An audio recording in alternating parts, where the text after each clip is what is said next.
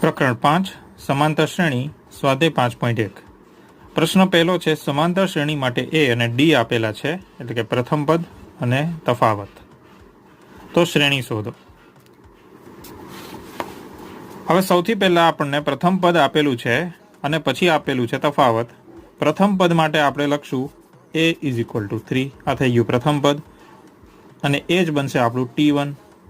t2 માટે આપણે લખીશું a + d. તો એ માટે આપણે લખીશું 3 અને ડી માટે 2 લખાય, જવાબ મળે 5.